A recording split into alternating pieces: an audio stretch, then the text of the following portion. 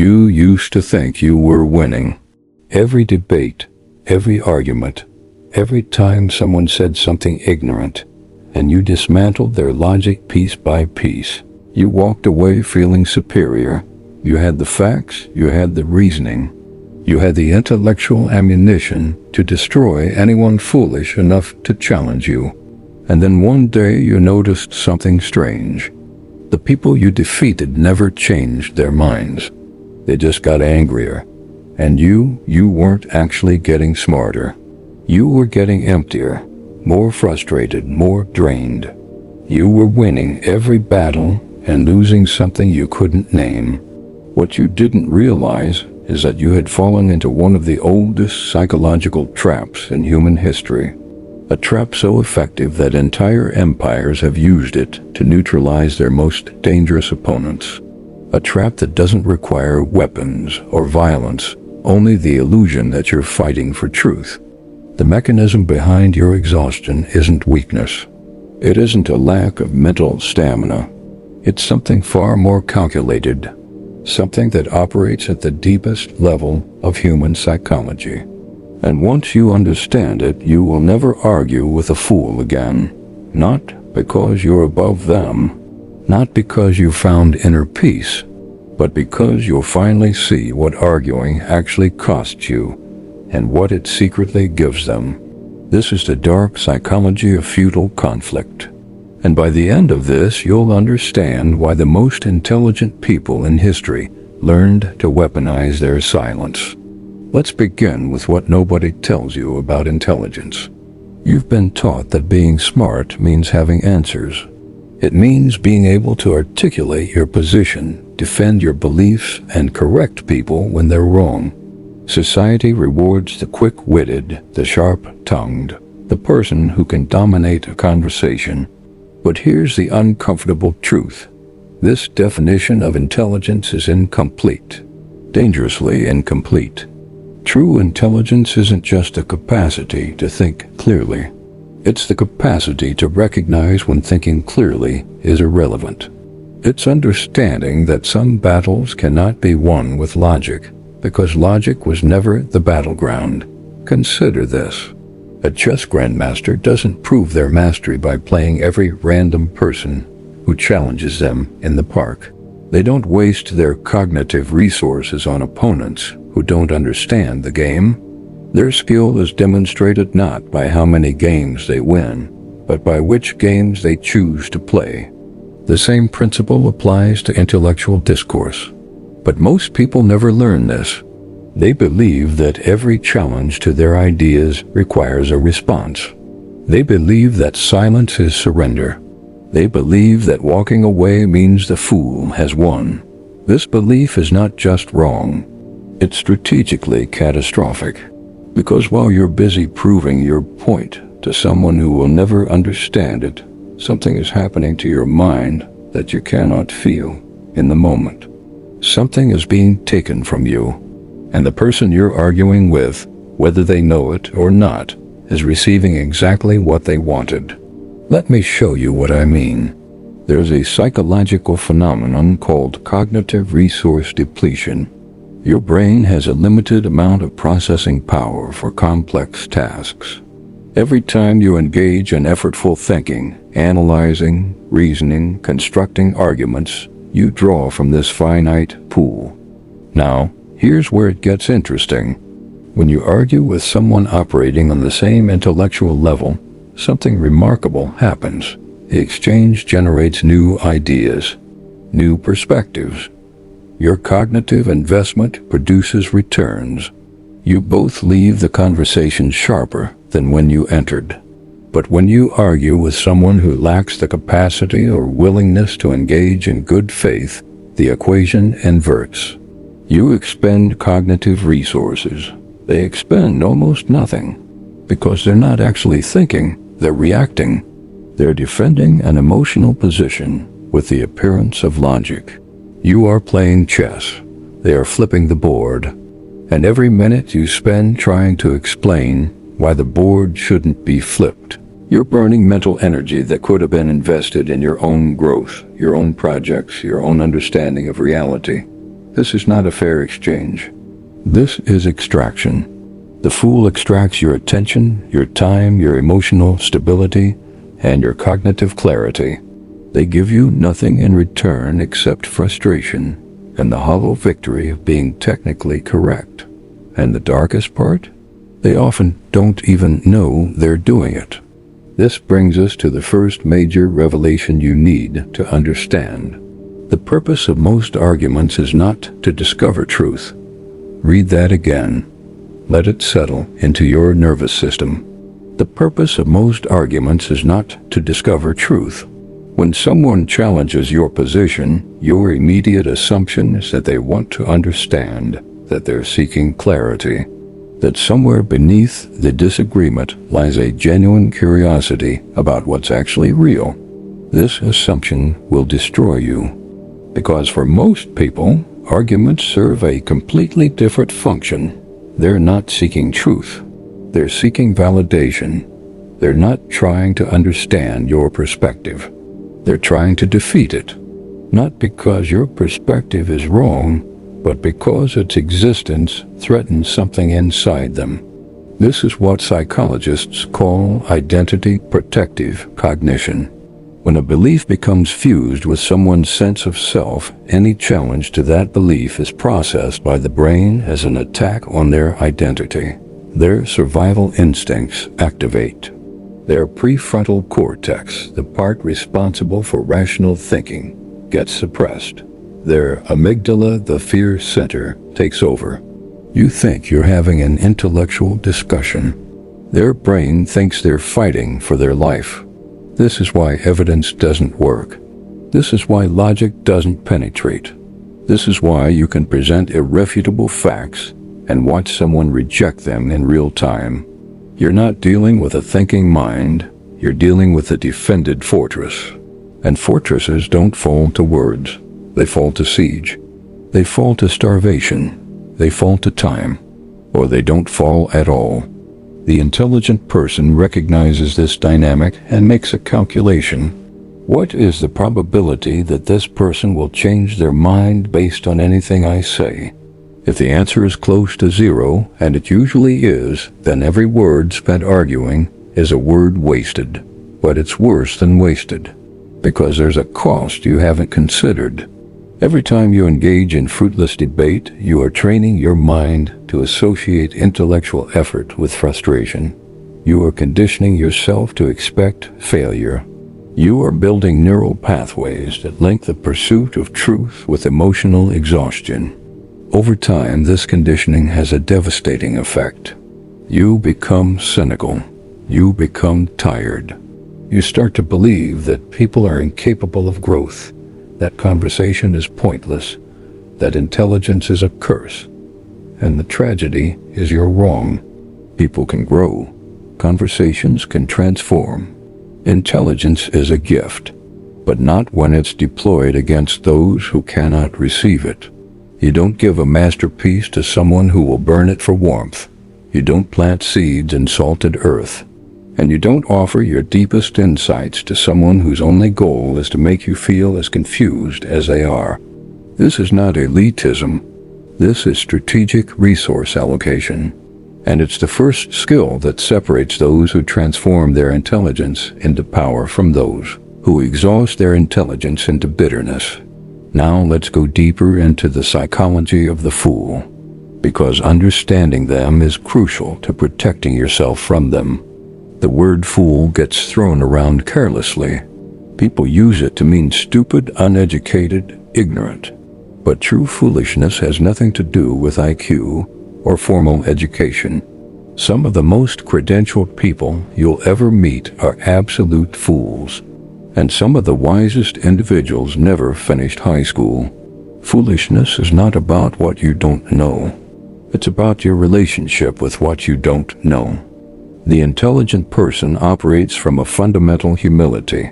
They understand that their knowledge is limited, that their perceptions are filtered, that reality is far more complex than any single mind can grasp. This humility creates openness. It creates curiosity. It creates the capacity to update beliefs in response to new information. The fool operates from the opposite stance. They've confused their current beliefs with truth itself. They experience certainty not as a hypothesis to be tested, but as a territory to be defended. New information isn't processed as data, it's processed as invasion. This is why arguing with a fool feels so strange. You present evidence and it bounces off. You offer logic and it gets distorted. You appeal to shared values and suddenly the values shift. It's like trying to nail water to the wall. You're not dealing with a thinking person having wrong thoughts. You're dealing with a defensive system that has learned to masquerade as a thinking person.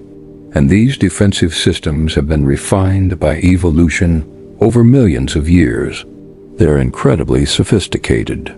They know exactly how to frustrate you, exhaust you, and make you doubt your own sanity. Let me explain how. The fool uses several psychological tactics, often unconsciously, to neutralize intelligent opposition. Understanding these tactics is essential because once you see them, they lose their power. The first tactic is called the Gish Gallop. This is when someone overwhelms you with a flood of arguments, claims, and assertions, each one requiring significant effort to refute. They don't care if the arguments are good. They care that there are many.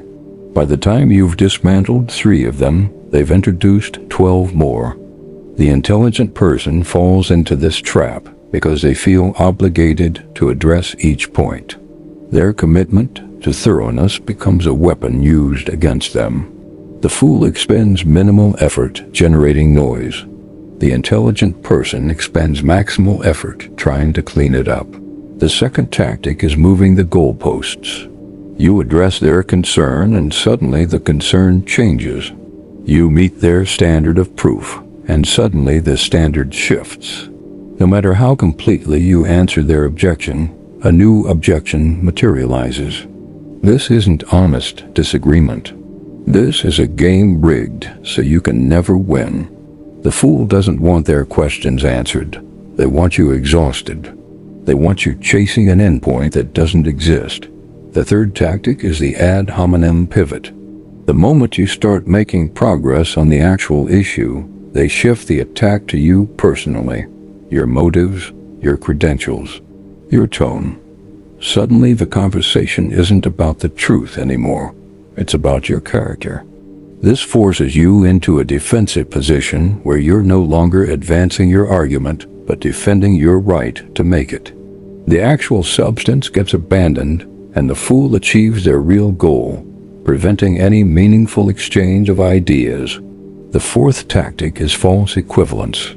They equate your carefully researched position with their surface-level intuition, as if both deserve equal consideration. Any attempt to point out the difference gets framed as arrogance or closed-mindedness.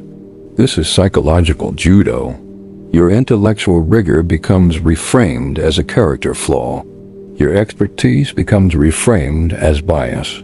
The fool can't elevate their position, so they drag yours down to their level, and then beat you with experience. These tactics share a common thread. They don't engage with truth. They disrupt the process of seeking truth.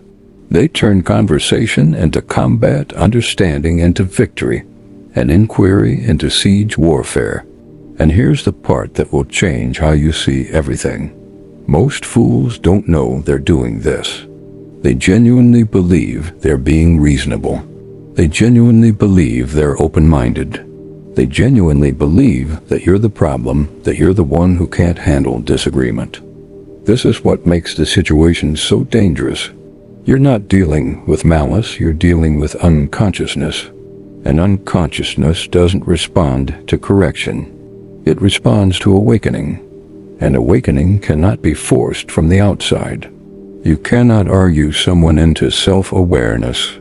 You can only show them, by your example, what it looks like. And often, showing them requires saying nothing at all.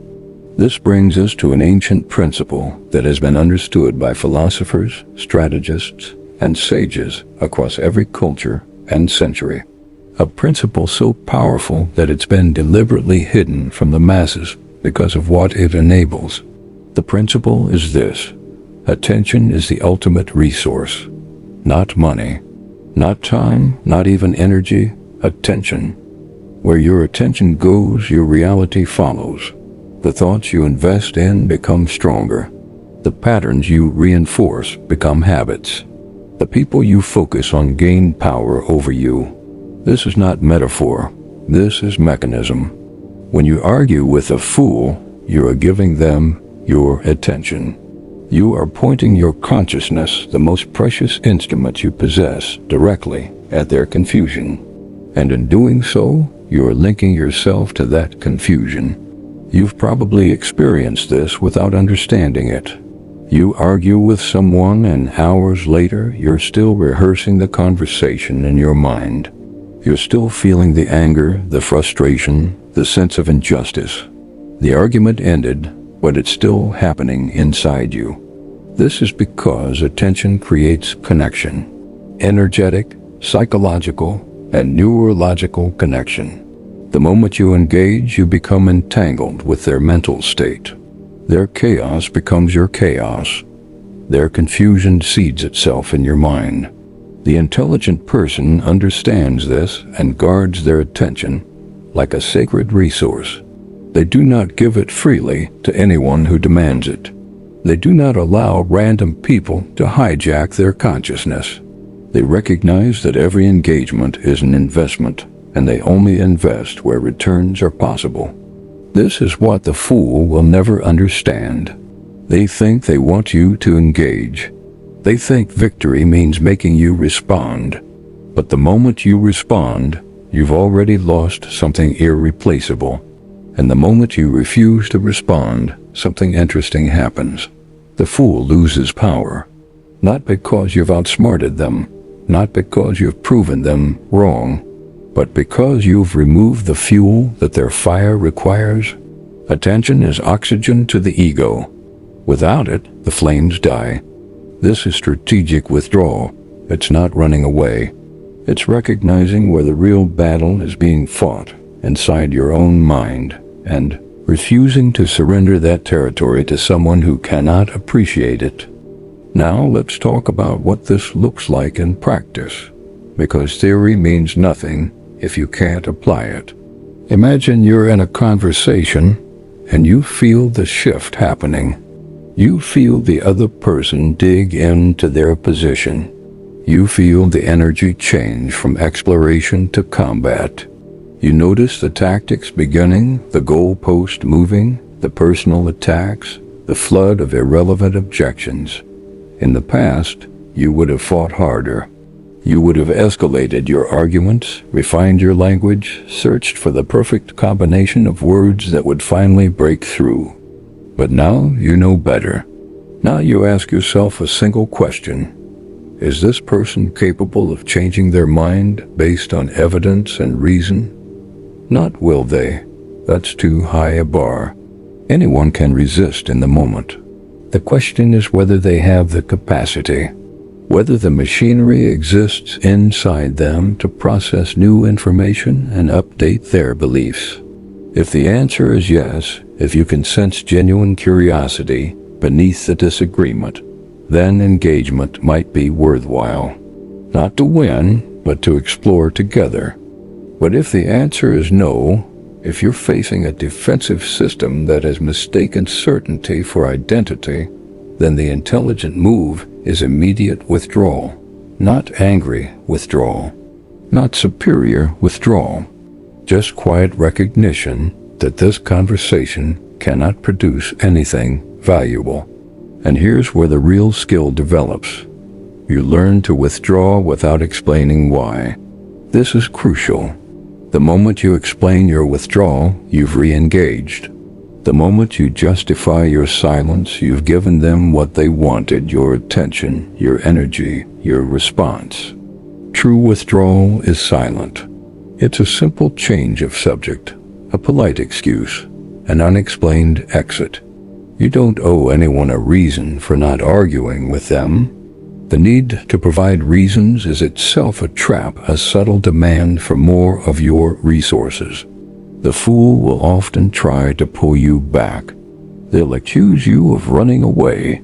They'll claim you can't handle the truth. They'll use your silence as evidence that they've won. Let them believe whatever they need to believe. Your job is not to manage their perception of you. Your job is to manage your attention. And every second you spend caring about what a fool thinks of you is a second you've already lost. This is the difficult part that nobody wants to hear. You have to be willing to appear foolish to the fools. The person who walks away from a pointless argument will often be perceived as weak, as unable to defend their position, as intellectually inferior. The crowd watching might think the fool won, and you have to be okay with that, because the crowd doesn't determine truth. Popular opinion doesn't measure wisdom. The appearance of victory means nothing compared to the reality of peace. This requires a fundamental shift in how you measure yourself. You have to stop measuring your intelligence by how well you argue, and start measuring it by how well you choose your battles. You have to release the need to be seen as smart and embrace the deeper need to actually be smart. And actual intelligence at its highest levels often looks like nothing at all. It looks like silence. It looks like stillness. It looks like someone who has nothing to prove because they've transcended the need for external validation. This brings us to perhaps the most important psychological truth you'll ever learn about human nature. And it's a truth that most people resist because of what it implies about their own behavior. The truth is this: you don't argue with fools to change their minds. You argue with fools to prove something to yourself. Read that again. Let it sit in the uncomfortable place inside you that knows it's true. Every time you engage in a pointless argument, there's a hidden motive driving your behavior. Maybe you need to feel intelligent. Maybe you need to feel righteous. Maybe you need external validation that your beliefs are correct. Maybe you're afraid that if you don't defend your position, it means the position is weak. Whatever the motive, it's about you, not them. The fool is just a mirror reflecting back your own insecurities. Your need to argue with them reveals something incomplete inside you, some wound that hasn't healed, some doubt that hasn't resolved, some identity that hasn't solidified. This is why arguing with fools is so addictive. It's not really about them. It's about you trying to feel okay about yourself. And each argument provides a temporary hit of that feeling. You feel smart. You feel right. You feel validated. But the feeling doesn't last, because external validation never lasts. Because you cannot fill an internal hole with external victories. Because no amount of winning arguments will heal the wound that's driving you to argue in the first place. The intelligent person eventually recognizes this pattern and asks a different question. Instead of asking, how do I win this argument, they ask, why do I need to win this argument? What inside me is seeking something from this exchange? What would I have to feel about myself to simply walk away? This is the beginning of real psychological freedom. Not the freedom to argue better, the freedom to not need to argue at all. And here's where everything starts to transform. When you no longer need external validation of your intelligence, something remarkable happens. Your intelligence actually increases. You're no longer wasting cognitive resources defending your ego. You're no longer depleting yourself in pointless conflict. All that energy that was being burned in friction suddenly becomes available for creation. This is why the wisest people in history seemed almost eerily calm in the face of opposition. They weren't calm because they didn't care. They were calm because they had relocated their sense of self to a place that couldn't be touched by argument. You can attack their ideas, and they'll consider the attack. You can question their reasoning, and they'll examine the question. But you cannot shake them, because their identity isn't fused with being right. Their identity is rooted in the process of seeking truth, and that process includes being wrong. This is the ultimate psychological upgrade, and it explains why intelligent people avoid arguing with fools. It's not because the fools are beneath them. It's not because they've given up on humanity. It's because they've done the internal work necessary to no longer need what the argument provides. They've healed the wound that the fool was triggering. They've filled the hole that external validation was temporarily plugging. They've built an identity strong enough that it doesn't require constant defense. From this place, walking away isn't weakness. It's the most natural thing in the world. Why would you fight for something you already have? Now let me share with you the ultimate reframe. The perspective that separates those who merely understand this concept from those who embody it. The fool is not your enemy. The fool is your teacher. Every time someone triggers your need to argue, they're showing you where you're still incomplete. They're pointing directly at the wound you haven't healed, the insecurity you haven't resolved, the identity that hasn't stabilized. This is priceless information, and it's being delivered to you for free. The fool doesn't know they're teaching you. They think they're challenging you, but the real challenge has nothing to do with the content of their argument. The real challenge is whether you can meet their confusion with your own stability, whether you can encounter their chaos without becoming chaotic yourself. This is what spiritual traditions have been pointing at for millennia. The external world is a mirror. Every person you meet reflects back something inside you. The people who trigger you most intensely are revealing your most important work. When you see the fool as a teacher, everything changes. Your frustration transforms into curiosity. What is this person showing me about myself? Your anger transforms into gratitude. Thank you for revealing where I'm still reactive. Your need to win transforms into a desire to grow. And from this place, the argument dissolves. Not because you've given up, because you've found something better. You've found an opportunity for real transformation, not changing their mind, but changing your own. This is the path of psychological mastery that most people will never walk. Not because they can't, but because they're addicted to the drama. They're addicted to being right. They're addicted to the juice that conflict provides. Breaking this addiction requires recognizing what it's really costing you. And what it's costing you is everything. Every argument you enter unconsciously is a piece of your life you'll never get back. Every fool you engage is a creator you didn't become. Every battle you fight externally is a war you're avoiding internally. The intelligent person sees this clearly, and they make a choice. Not to never argue again. Some arguments are necessary and important, but to argue consciously, to choose their battles deliberately, to engage only where engagement can produce something valuable. And everywhere else, they practice the most powerful move available to a conscious human being. They simply don't participate. Let me leave you with a final story. A story that captures everything we've explored today. There was once a sage who lived at the edge of a village. He was known for his wisdom, and people traveled great distances to learn from him. One day, a young man arrived at the sage's home.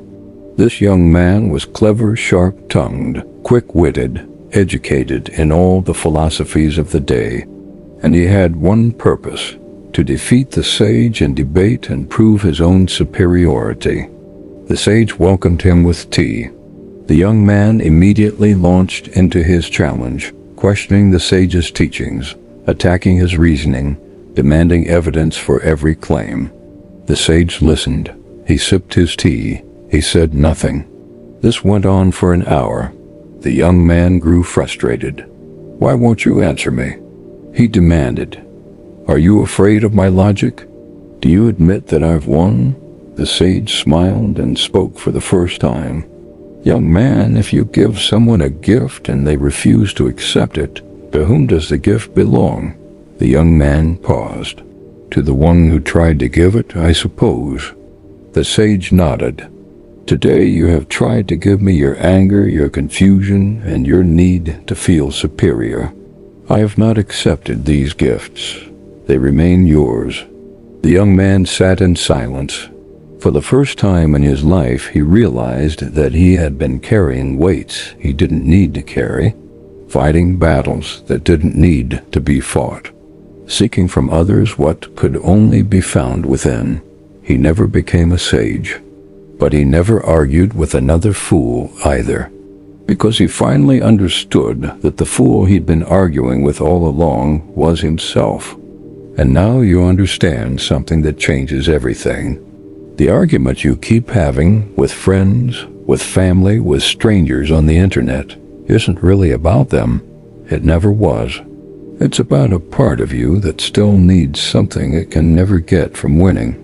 The question is whether you'll keep fighting for that something in places where it cannot be found, or whether you'll finally turn inward and ask what you're really searching for. Because here's the truth that liberates.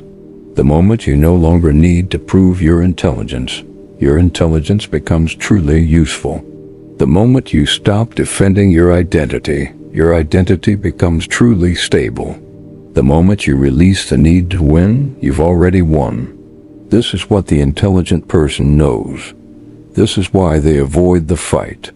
Not because they can't win, because winning was never the point. The point was always freedom. Freedom from the need to argue. Freedom from the tyranny of other people's opinions. Freedom to direct your attention where it actually matters. And that freedom is available to you right now. Not in some future state where you've read enough books or won enough debates. Right now, in this moment, you just have to be willing to stop fighting, to let the fools be fools, to turn your energy toward the only battle worth fighting, the battle for your own awakening. That battle cannot be won with arguments. It can only be won with awareness, with the willingness to see yourself clearly, including the parts that still need to argue. And as you develop that awareness, something miraculous happens. The fools stop bothering you.